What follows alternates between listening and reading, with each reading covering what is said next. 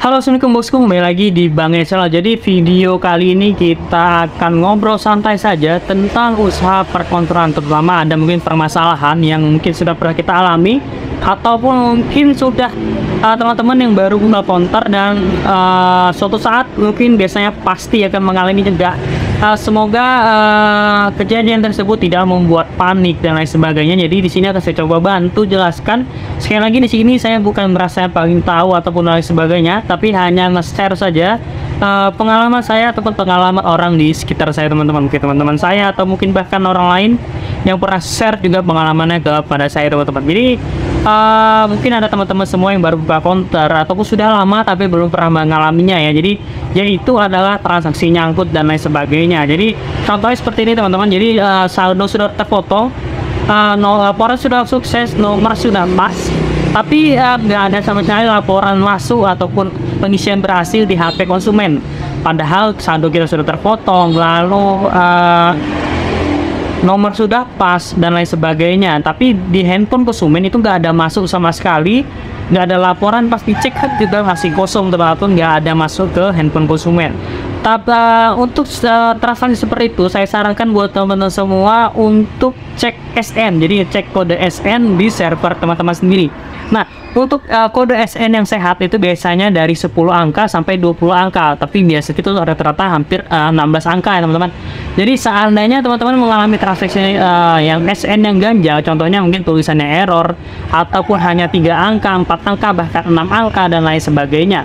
Nah, jadi mungkin teman-teman bisa di sini adalah peran dari CS ataupun customer service dari server teman-teman semua. Jadi pentingnya dari video saya sebelumnya untuk menentukan server yang kode yang CS-nya ataupun customer service-nya itu fast respon, teman-teman. Jadi seandainya ada kejadian seperti itu cepat teratasi. Jadi teman-teman screenshot saja kode SN-nya dan bilang saja laporan sukses tapi tidak masuk, SN janggal. Nanti di sana biasanya pihak server sudah paham ataupun pihak CS sudah paham. Dan biasanya akan dicek sekitar 5-10 menitan, mungkin paling lama sekitar 20 menitan ya. Jadi nah, sambil menunggu seperti itu, mungkin yang seandainya kita tidak bisa, tidak tahu ataupun tidak memahami cara komplainnya seperti itu, biasanya kita akan bersih tegang, teman-teman. Jadi akan bersih tegang dengan konsumen. Jadi konsumen merasa tidak masuk, sudah bayar tapi dia nggak mau ambil uangnya ataupun nggak mau bayar karena nggak ada masuk, sedangkan saldo kita terpotong. Jadi seandainya kita kurang tahu infonya ataupun bagaimana caranya, di sini kita akan sedikit berselisihan dengan konsumen ataupun mungkin kita yang dirugikan ataupun konsumen yang dirugikan, teman-teman. Jadi saran saya untuk screenshot lalu kirimkan saja ke CS server teman-teman semua. Jadi untuk penjelasannya ke konsumen kita jelaskan saja, maaf mas ataupun mbak, ini apa transaksi lagi nyangkut, jadi harap ditunggu, sedang saya konfirmasi ke pihak server.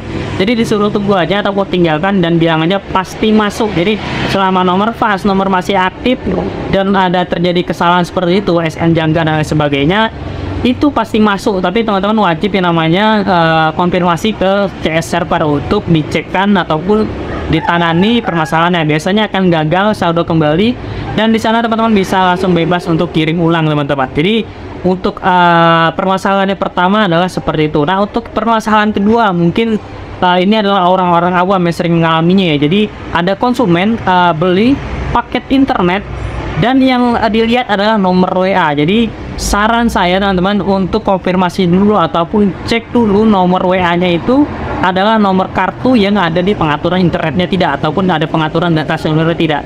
Karena kebanyakan seandainya dia nomor WA tiba-tiba pas dikirim nggak ada masuk ataupun nggak ada coba di sana, ternyata nomor WA yang tercantum di WA tersebut entah itu di kartunya kemana ataupun kartunya ke HP yang lain dan lain sebagainya. Jadi banyak orang konsumen yang kurang paham. Jadi dia isi untuk WA dan yang diisi adalah nomor WA, sedangkan pengaturan kartunya ataupun data seniornya itu berbeda, teman-teman. Jadi saran saya untuk cek dulu ke Telkomsel, ke deal panggilan ya, ataupun ke aplikasi untuk memastikan nomornya. Jadi jangan fokus ke nomor WA. Jadi biarpun konsumen langsung lihat nomor atau terutama biasanya bapak-bapak atau ibu-ibu yang masih mungkin di zaman mereka belum ada teknologi seperti itu, jadi mereka kadang mungkin agak gaptek. Jadi kita harus memaklumi saja.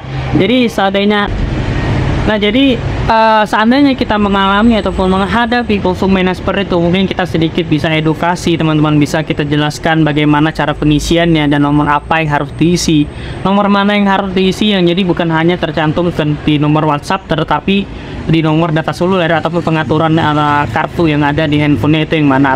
Jadi saran saya buat teman-teman, seandainya ada konsumen seperti itu, mungkin bisa kita kasih edukasi supaya kedepannya dia lebih paham dan lebih mudah juga bagi kita untuk pengisi, karena nggak ada lagi yang namanya argumen dan lain sebagainya.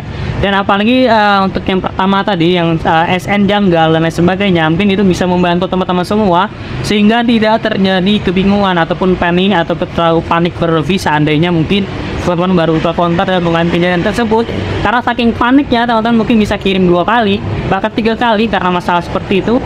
Jadi jangan sampai ada yang dirugikan antara kita dan konsumen. Jadi semoga video ini bisa membantu teman-teman semua, bisa sedikit mengurangi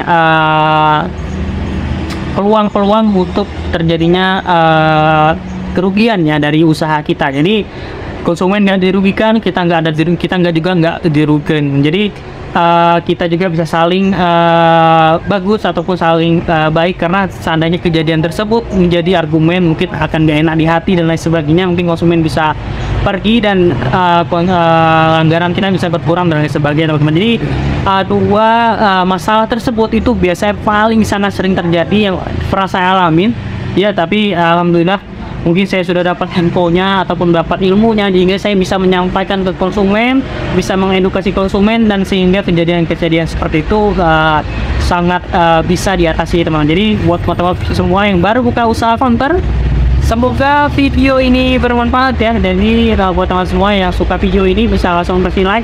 Mungkin bisa bisa teman-teman ada yang ditanyakan ataupun ada sedikit saran untuk saya ataupun dan lain sebagainya, bisa kolom di komentar. Untuk video kali ini itu aja, jangan lupa like, komen, dan subscribe. Assalamualaikum warahmatullahi wabarakatuh. Bye, salam sehat, sama dengan